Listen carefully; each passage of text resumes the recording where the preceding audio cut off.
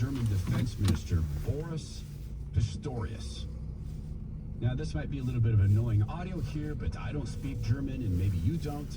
So it's translated with the female voice on top of the German Defense Minister's voice. But the message is important for us to behold. Listen to this. This is why I cannot just ignore what we heard before. I cannot not comment on the speech we heard by the US Vice President. We fight for your right to be against us. That is the motto, one of the mottos of the Bundeswehr, and it stands for our democracy. This democracy that was just called into question by the US Vice President, and not just the German democracy, but Europe as a whole. He spoke of the annulment of democracy, and if I understood him correctly, he compares the condition of Europe with the condition that prevails in some authoritarian regimes. Ladies and gentlemen, this is not acceptable. Did you get the irony there? Did you get that? It is not acceptable for J.D. Vance to speak freely. J.D. Vance correctly compared Europe to tyrannical regimes because under the European Union, it is tyrannical. On the topic of speech, for certain. Just over this past weekend, there was I think it was Friday, there was a man who had been out burning a Quran. I mean, obviously, that's going to incite anger. And a Muslim man rushed out of his flat with a knife and attempted to stab the man who had been burning a Quran. He did beat him to the ground and kicked him in the face, and this is all on film.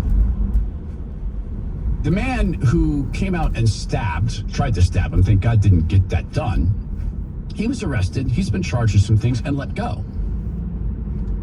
The man who burned the Quran was also arrested and not let go. And that's just speech. Remember that Europe forced the injections on people, tyranny. They are demanding access to your text messages, tyranny. They demanded that ranchers stop providing food and that they cull their entire herds, tyranny. And this is a fact. Do you want to know what drove Brexit? You know what pushed that over the edge in England? When the European Union in Brussels literally issued a diktat that the British people's tea was too hot and their crisps were too crispy. That's a fact. Had to turn down the temperature on the tea and change the toasters because of the climate and such. Europe is falling into tyranny, being pushed into it. Which side of the spiritual equation likes tyranny? Which side? Jesus Christ never forces himself upon a person. I mean, there'll come a day where every knee will bow, every tongue will confess, and you're free to live your entire life denying the Lord Jesus, either denying his existence or his majesty or his kingship or his eternal nature, or that he is part of the triune Godhead. And you can live your entire life free to do that. Now, if Satan gets a hold of you, he begins stealing your freedom. Freedom to have emotional feelings of joy, gratitude, fulfillment. He's a thief. He forces. What do we see in the European Union? So J.D. Vance had called out the UK authorities for prosecuting Adam Smith Connor. I mentioned him. Adam Smith Connor was the man who was praying silently outside of an abortion clinic. And he was arrested for that. And perhaps most concerningly, I look to our very dear friends, the United Kingdom, where the backslide away from conscience rights has placed the basic liberties of religious Britons in particular in the crosshairs. A little over 2 years ago, the British government charged Adam Smith Connor, a 51-year-old physiotherapist and an Army veteran, with the heinous crime of standing 50 meters from an abortion clinic and silently praying for 3 minutes. Not obstructing anyone, not interacting with anyone, just silently praying on his own. And after British law enforcement spotted him and demanded to know what he was praying for, Adam replied simply, it was on behalf of the unborn son he and his former girlfriend had aborted years before. Now, the officers were not moved. Adam was found guilty of breaking the government's new buffer zones law, which criminalizes silent prayer and other actions that could influence a person's decision within 200 meters of an abortion facility. He was sentenced to pay thousands of pounds in legal costs to the prosecution. Now, I wish I could say that this was a fluke, a one-off crazy example of a badly written law being enacted against a single person, but no. This last October, just a few months ago, the Scottish government began distributing letters to citizens whose houses lay within so-called safe access zones, warning them that even private prayer within their own homes may amount to breaking the law. We heard that bit earlier. So J.D. Vance correctly spoke straight to the faces of the bosses of Europe, because that's how they view themselves, the bosses. And he said something really interesting in addition to calling out the fact that they're tyrannical, calling out the fact that they hate speech. He said to them this: if you're running in fear of your own voters, there's little the United States can do for you, if anything. In fact, I think he said there's nothing the United States can do for you if you're running in fear from your own voters. What is it they actually fear? I'll say again what I say from time to time on this program. Truth. They fear truth.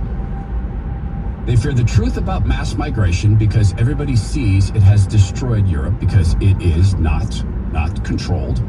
It's not thoughtful. They're bringing in people who do not like Europe. In fact, they hate its values. They're terrified that truth will get out. They're terrified that the truth will get out, that they take marching orders from big food and big pharma, and yet the truth is getting out. They're terrified that the truth will get out, that many of them are compromised into pretending boys or girls and pushing for medicalization of so-called gender dysphoria, which is a real thing, but that's not what we're seeing here. We're seeing gender rebellion. They're terrified that truth will get out. They're terrified that people praying outside of abortion clinics might be people through whom God works to bring the truth of this. That God said, you shall not murder. As you treat the least of these, so you treat me. That God's word might make it to other people. It's God's word at the core that they fear, because God himself is the truth. Jesus Christ said, I am the way, the truth, and the life. And no one gets to the Father but through me. Great news. The bosses of Europe can't win, because they're battling God himself. We'll come back under Disciples View.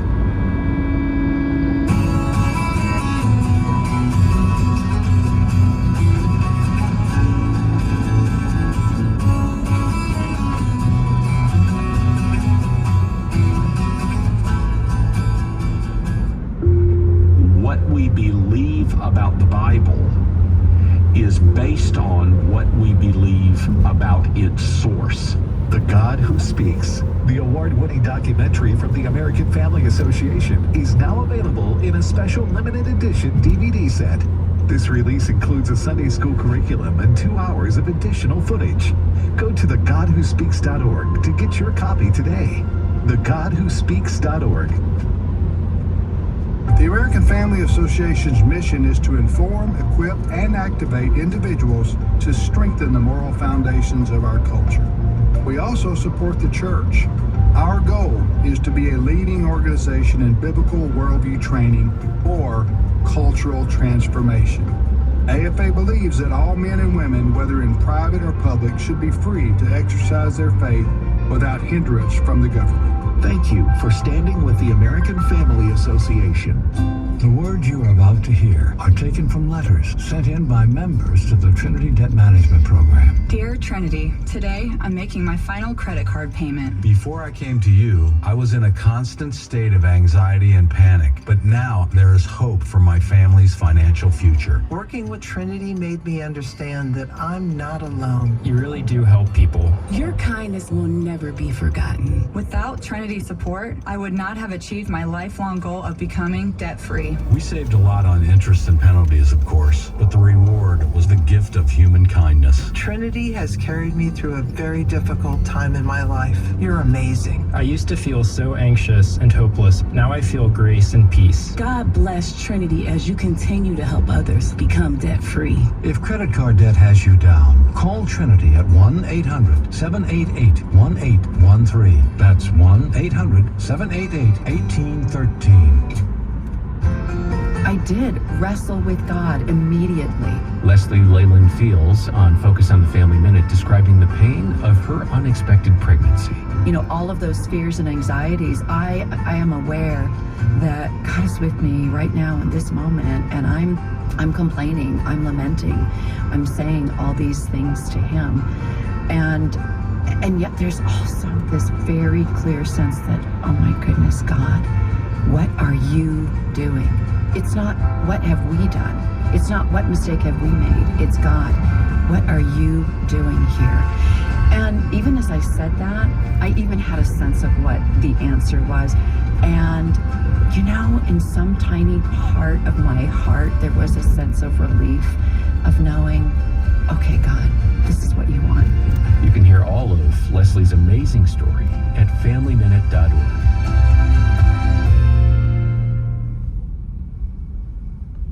Thank you for listening to the previously recorded program. We love your participation in our shows, but due to the pre-recorded nature of this program, it will not be possible to take your phone calls today. We look forward to being back live soon. Thank you for listening to American Family Radio.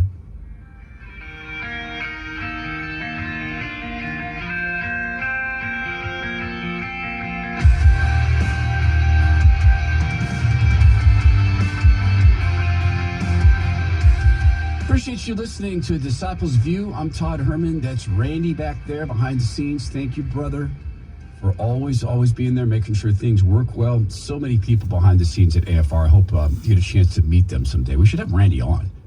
We should actually do that. Why haven't we done that yet? Randy, we're going to do a segment together. You and I'd like to have your witness on this program and hear your voice, the people hear your voice here. I know they get to read your wife Joy's words. But yeah, let's get you in the air. Before we get to the tire babbling and our personal notes, a couple things here that I think are important to note. The NCAA, this through executive order, if they don't want to lose federal funding, must restore women's records, titles, and awards that were taken by men. This comes from the Department of Education. Maybe there is a reason for the Department of Education to clean this stuff up. This comes from the Blaze. The Department of Education sent a letter to the NCAA demanding any records or awards taken by males in female categories be returned to the rightful owners. President Trump signed an executive order February 5th aimed at preventing men from competing in women's sports. The order calls for enforcement actions against educational institutions if they force women to participate in sports or athletic events with men, or if they're forced to change in front of them. The Department of Education has since penned a letter to the NCAA President Charlie Baker and Bob Lombardi, President of the National Federation of State High School Associations, meaning that both colleges and high schools were instructed to take action on the restoration of women's athletic records, titles, awards, and recognitions. The letter explained that both the NCAA and NFHS must restore any records, awards, etc. that were wrongfully credited to male athletes. The DOC cited clear national standards from the recent executive order that demanded the NCAA make the necessary steps to align its policy with the federal government, which was described as protecting women from gender ideology extremism while restoring biological truth. Praise God. Now follow up. Already there are separate states like California and Washington that have announced we're not going to do this. We refuse. So take action. Take the funding. All of it. Every cent. For every school in those states. Now, this could have an inverse effect, by the way. It could. And it might be a good effect. It might be that those schools in those separate countries decide to go out and push to self-fund, to increase property taxes, as that's how most school districts are funded. If they do that, that could lead to great change. Because people right now are really insulated from the costs of all this indoctrination. And when the property taxes are going up, it might be that people who live in those states might actually have to pay attention as to why they're going up this time. Oh, it's in service of gender ideology? That's why my property taxes are skyrocketing? Yes, that's why. Wouldn't that be a fantastic thing if we were good to witness that? That's waking up of people in these separate states. There's another form of awakening that's happened with President Trump and the way he interacts with the Mockingbird media. Let's remember all the things that CNN has done to him, tried to do to him, the lawsuits they've lost for attacking kids who went to Washington, D.C., the case of the young man whose life they just ruined, Jake Tapper losing another court battle for libeling a U.S. Navy veteran. Here's President Trump in the Oval Office as CNN had a question for him. But many of them, and this should have been done by Biden years ago. This should have never been allowed to happen. I know he's a friend of yours. Can Putin just withdraw his He's a friend of CNN. That's why nobody watches CNN anymore, because they have no credibility. I'm sorry, I don't really care for rude behavior, but in the case of CNN, they have earned it. They continue to peddle smear after smear after smear, and it's not that President Trump can't handle it. Very clearly he can. It's the fact that President Trump shouldn't have to handle it. This unfair treatment. And yet he does. On this program, as hard as it can be, we thank the Lord for placing supposedly wise people on tall towers of shaking sand with our feature called the Tower of Babel. You know about the biblical truth of the Tower of Babel. A Disciple's View presents America is a nation that can be defined in a single word. I was in The Tower of Babbling. 3 sound bites in the Tower of Babbling, starting with an upcoming star in the Democrat Party. By the way, there's a rumor that this guy came to the country illegally, and I'm trying to confirm that. It's Robert Garcia, a representative congressman from Texas. He called Elon Musk a expletive, a nickname for male genitalia, is what he called Elon Musk. He was challenged about that. I want to hear why, but do you think that calling Elon Musk is effective messaging for confronting what is a potentially irreversible transformation of the U.S. government? Well, he is. Okay, so doubling down. And incidentally, it might well be an irreversible changing of the United States government, and praise God that it might be, because that has to happen. If that doesn't happen, we're going to be a permanently bankrupt country with absolutely no hope of digging out financially, and debt can be another form of slavery. The Bible warns us against that. Next soundbite in today's Tower Babbling. Speaking of CNN, didn't we just speak of CNN? I think we did. Oh, by the way, that was on CNN. Robert Garcia. This is also CNN. Trump's doing what he promised to do. You go back to April of 2017, it was just 46% of all Americans who said that Trump was doing what he promised to do. Compare that now to February of 2025. You know, there was a good show that was on during the 1990s called A Different World. That is what's going on right now. We're living in a different world. 70% of Americans say Trump is doing what he promised to do. Praise God that 70% of Americans notice that, because it's new in politics for people to do what they say they're going to do.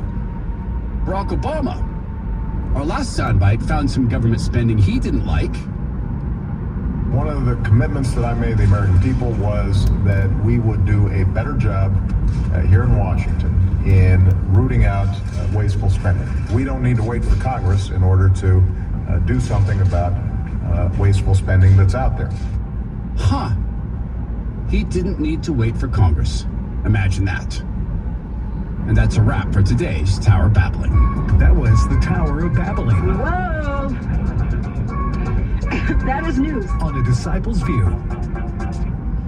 Appreciate all the emails I get every week. You can email me at thetoddhermanshow.com. Easiest way to do that. On a personal note today, speaking of emails and emails that come into the program, it's an interesting thing as a host for all these years to behold that which really angers people, particularly conservatives and Christian conservatives. And sometimes it's something I wish I didn't see the pattern in. And it's this. I get notes from people whenever I ever suggest that you stop watching specific forms of media, or that you unplug cable TV from your house. And I say that for a number of reasons. If you have cable TV in your house, you are writing checks to HBO. And I hear you, you're not subscribing to HBO. It doesn't matter, they get a carriage fee. You are underwriting MSNBC. You're underwriting entertainment that you don't want your kids to watch, and so you don't subscribe, and yet you're paying for it. There's that. But it's really where we get down to the Super Bowl that I get a ton of anger from people. And it so often comes across this way. This is a very, very typical note that I get. And no location on this note, simply a very angry email. I will listen to your radio show and watch your podcast, and it's not to have someone wag their finger in my face. I'm not going to stop watching the Super Bowl because you hate football. I'm not going to quit watching a sport I love and play because of you. I don't care what you think of Kendrick Lamar. I didn't watch the halftime show. I don't care what you think of the NFL. And I'm very, very tempted to tell you just to shove it. I'm so angry that you took airtime and podcast time to talk about this. I'm beside myself. How dare you lecture?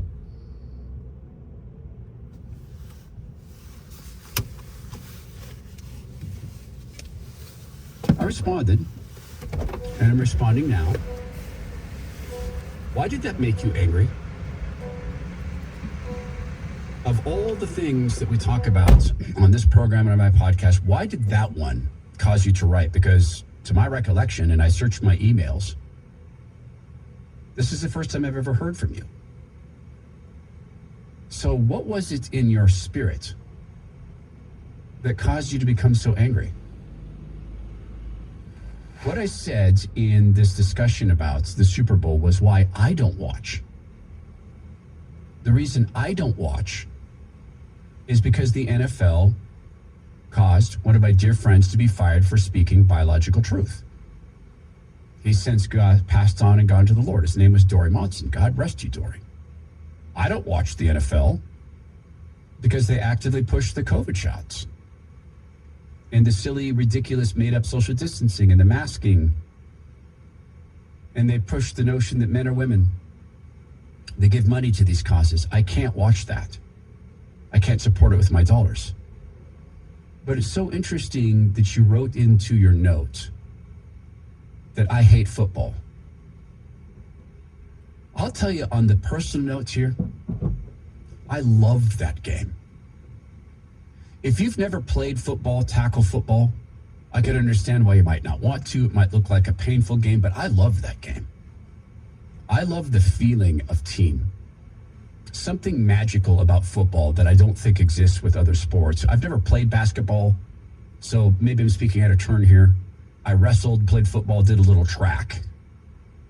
In the case of football, there is such a match between tactics and strategies that if you really ever work for a great football coach or play for one like I did, I got to play for a high school legend, a guy named Dave Holmes. Dave had been a college coach, very successful. When I walked in to high school football, I got my first playbook. And it was a rules-based playbook.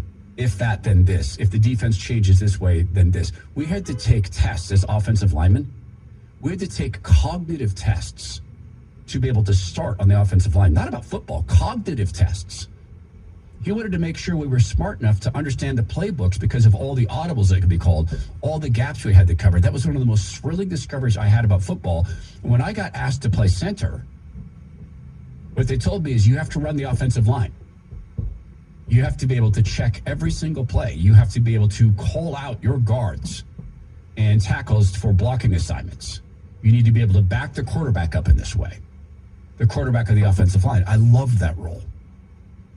I loved adjusting immediately to what my running backs were going to do and what the quarterback's going to do. I love the communication as a center between me and the quarterback. Sometimes it's just a nudge. Just the quarterback sees the offense, the defense is not in position, and he sees an opportunity, just a nudge on my back or my butt, and boom, I snap the ball, and we get a 5, 6, 7-yard gain out of a surprise quarterback sneak. I loved tackling people. I love the feeling of tossing a guy to the ground and then helping him up. See, I can love that game, and I do. I also love the feeling of consoling each other in loss. I remember when we lost in the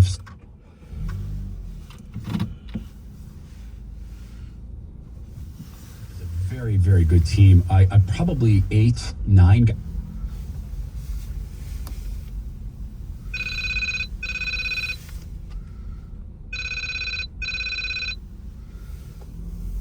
From the Tri-Cities, Washington, we had played the Richland Bombers, literally bombers, because that's where they made nuclear weapons, and they still do that there.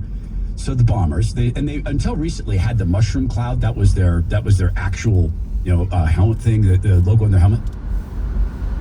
So as we're going home on the bus, having lost in this first round of playoffs, one of the big league guys, one of the starters, 90.5 KTXG, Greenville, Dallas. The AFR app, you probably think about your smartphone. We do have apps for Apple and Android users, but it doesn't stop there. If you have an Alexa, we've got you covered. But wait, there's more. Sorry, there's also an AFR app for Roku or Apple TV. So many ways you can listen to your favorite show, podcast, or music. Find out more at afr.net/apps. This is American Family Radio, a listener-supported ministry of the American Family Association.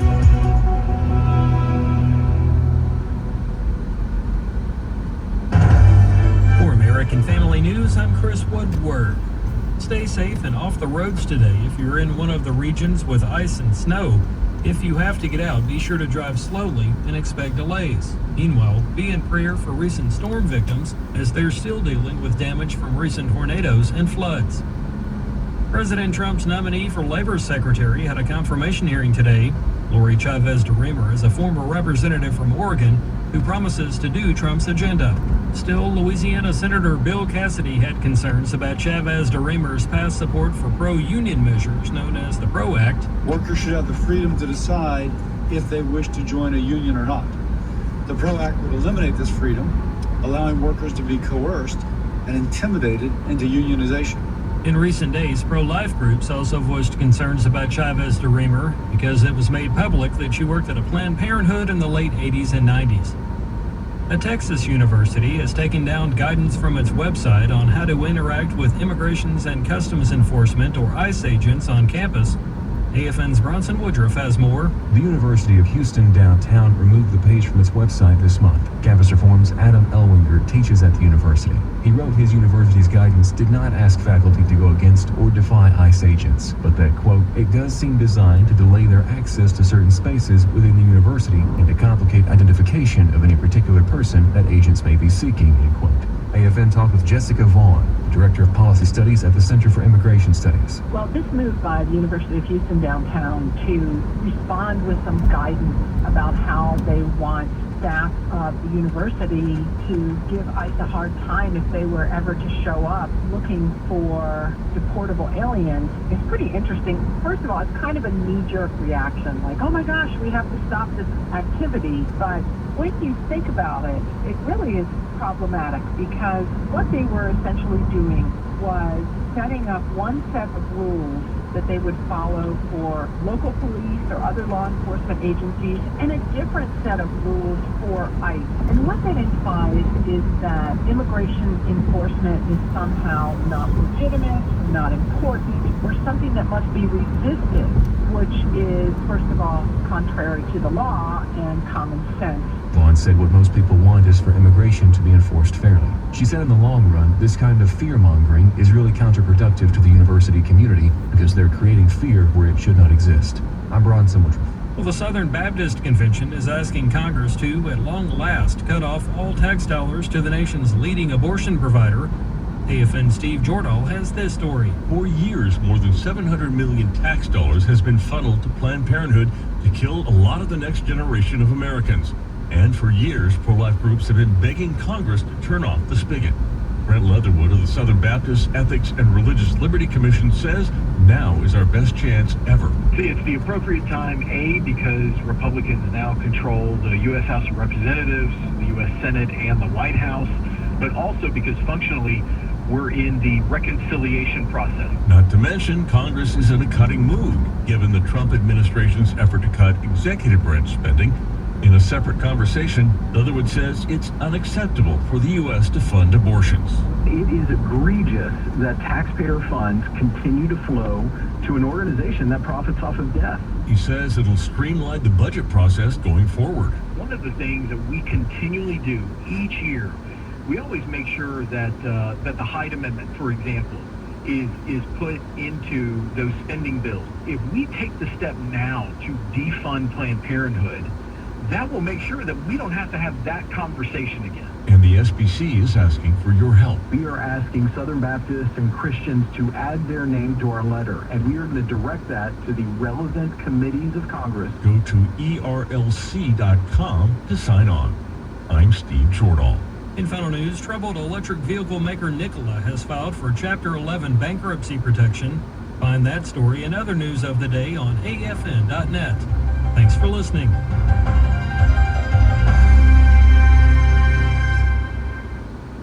The following broadcast is a re-air. We love your participation in our shows, but due to the pre-recorded nature of this program, it will not be possible to take your phone calls today. We look forward to being back live soon. Thank you for listening to American Family Radio.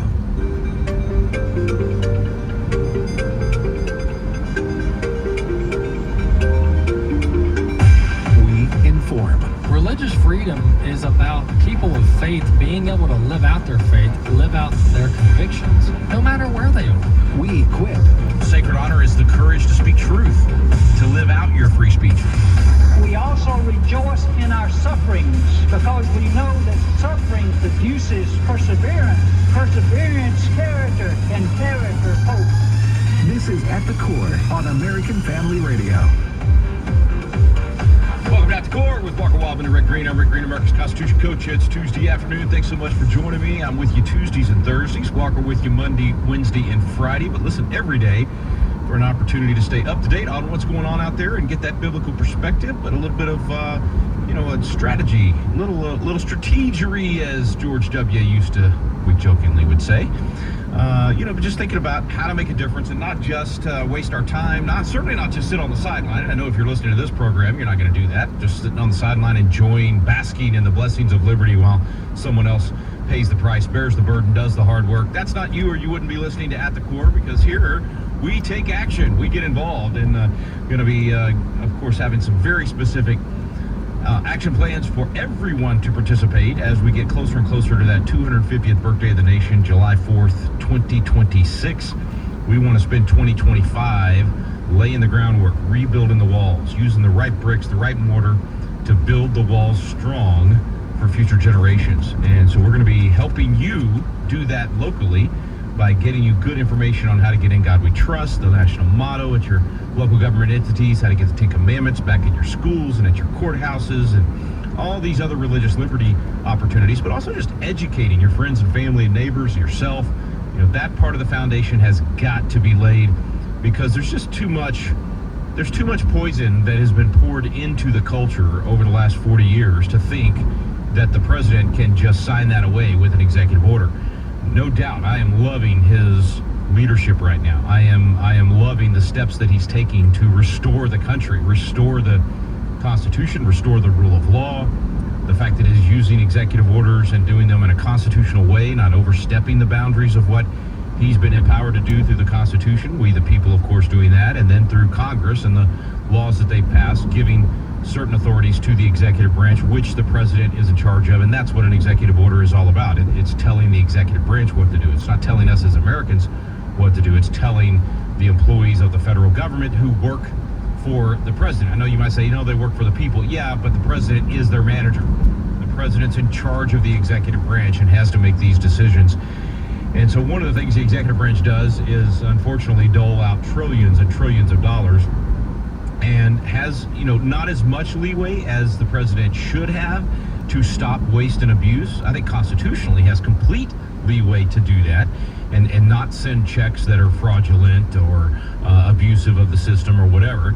But we've got this Impoundment Act from the 70s and Nixon and all that. There's challenges to that, and we'll see where that goes. There's court challenges. There's a congressional bill that's been filed, and they're working towards repealing that and essentially making sure the president can do what Doge is working on.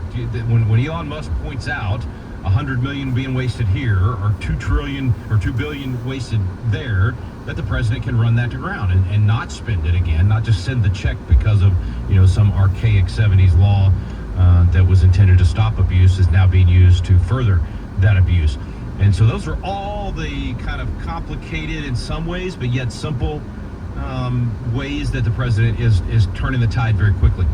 One of the ones I want to highlight today is, this is a big one, man. This is a complete mindset shift from the Biden administration, and to be fair, from the last few months of the first Trump administration.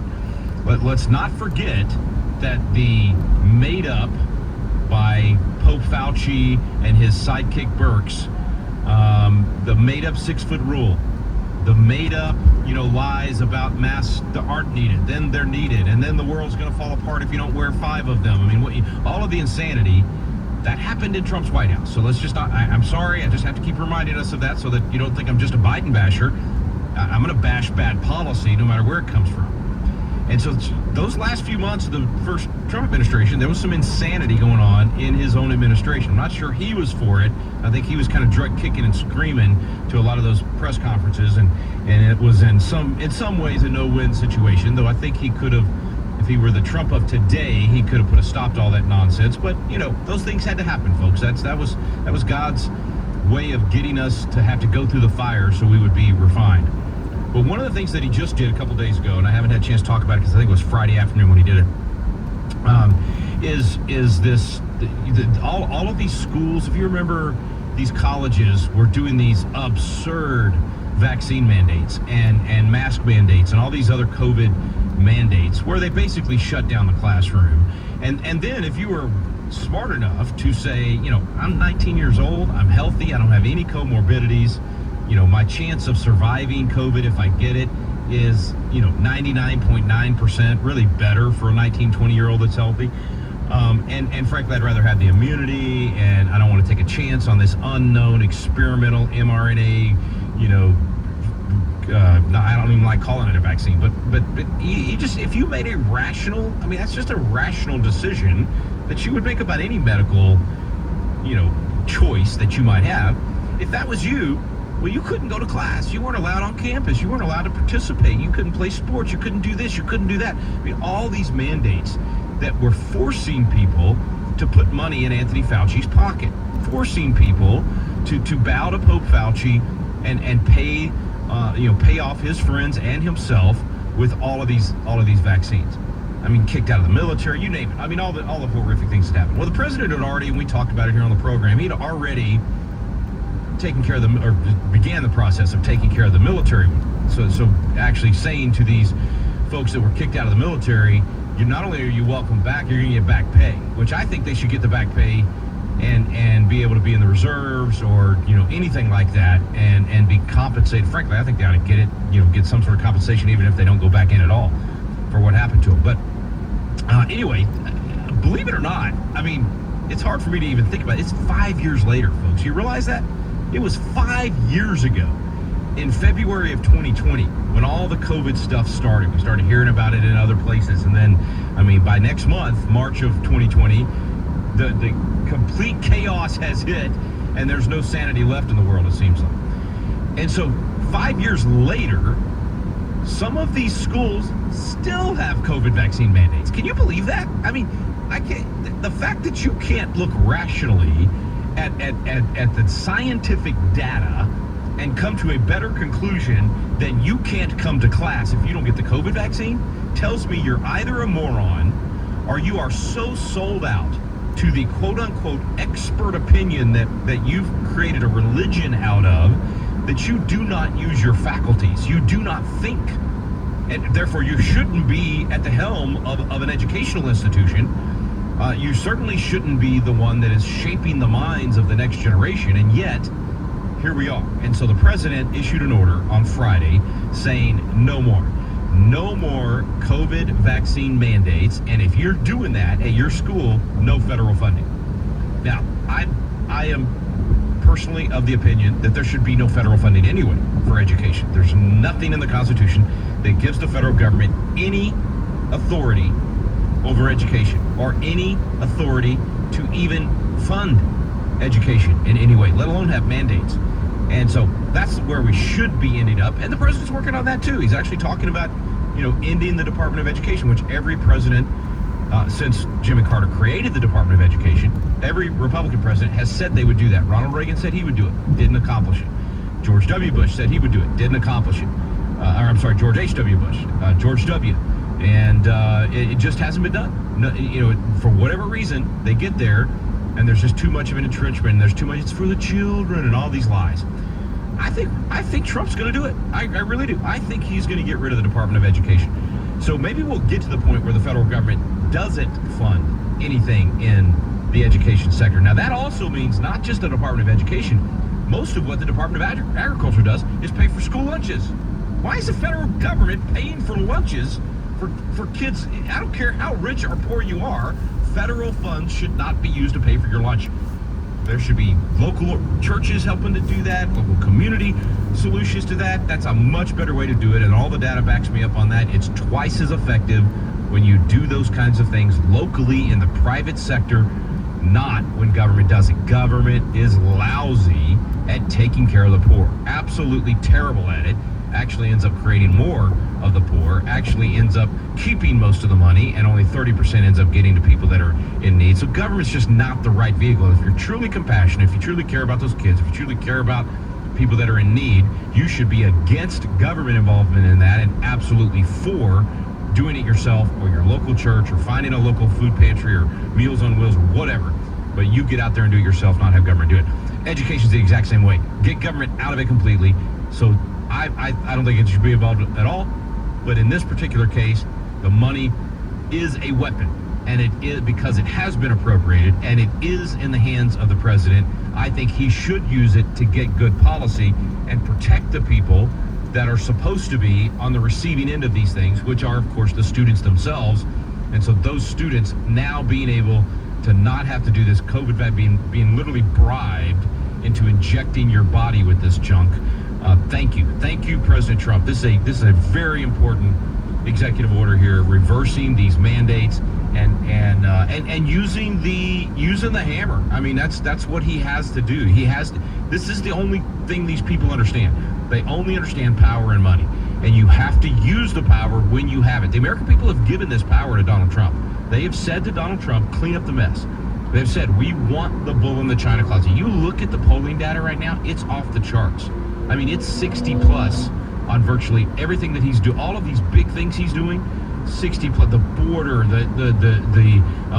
finding the waste and cutting out the fraud, all of these big efforts, 60%, 65%, 70% of the American people are with the president on this. So this is a good thing what he's doing to stop these mandates. Very thankful for this particular one. A couple other items from the weekend before we go to break, and then we'll get to your phone calls in the second and third break. 888-589-8840 if you'd like to call in. 888-589-8840. One thing for the weekend, this Zelensky guy, I'm sorry. I know all these Hollywood actors and actresses and politicians like Lindsey Graham just worship this guy. They think he's so cool. They think he's such a hero. I think he is a spoiled, rotten punk. I think he's a grifter. I think I am so sick and tired of this guy coming to America and guilt tripping us into writing blank checks for him. And now look, this headline, I mean, this just, you got to see this, or you got to hear this. So he has the nerve to say, let me just read the Zelensky views the offer as overly centered on American interest. This is the whole deal where President Trump's saying, hey, our government foolishly gave you 350 billion, it's probably way more than that. And we want it back. We want to be paid back. It was not just a gift, it was a loan. And so you're going to pay us back by sharing some of your, minerals, some of the valuable things that you have that you're not even using to some extent. And gave a very fair proposal on this thing. And Zelensky, quote unquote, viewed the offer as overly centered on American interest. You think? Yeah, of course it's centered on American interest. We've paid your bills for the last 4 years. Should not have been doing it, but we did.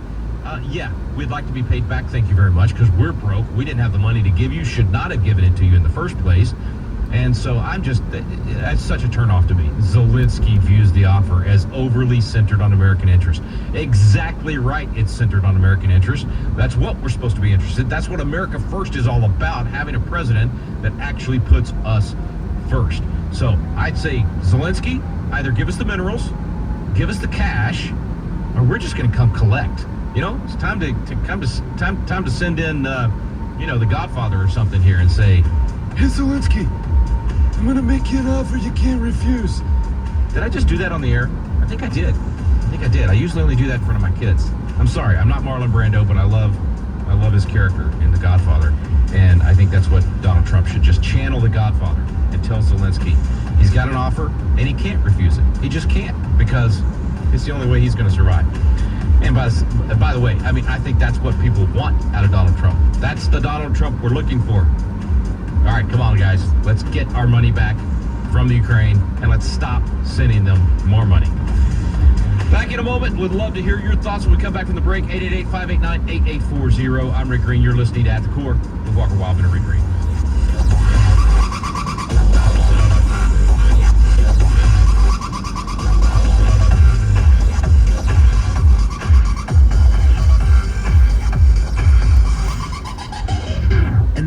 Jesus and saw the demon-possessed man, the one who had had the legion, sitting there, clothed and in his right mind, and they were afraid. My name is Abraham Hamilton III, and this is the Hamilton Minute. Mark described the Gadarene demoniac, the one who said, my name is Legion, for we are many, as living among the tombs, breaking free from shackles and chains, howling in the night, and cutting himself with stones. But Jesus cast the demons out of him. And when the townspeople saw him with Jesus, free, clothed and in his right mind, that is when they were afraid. If you've recently been freed by Jesus, don't be surprised if it makes your old friends uncomfortable. It's not you, it's them. Listen each weekday from 5 to 6 p.m. Central for the Hamilton Corner with Abraham Hamilton III, public policy analyst for the American Family Association. Let's see, if something costs less, a lot less, but people are actually happier with it, that sounds like something to look into. And that's MetaShare. Maybe you've heard joining MetaShare can save you or your family up to $500 a month, and that's huge, but it's also true. People are just happier with it. They love being part of something that reflects and promotes their values and what they believe in. MetaShare works, too. It's been around for 30 years now, and members have shared more than $7 billion of each other's bills. People love having telehealth and a huge nationwide PPO network, so yeah,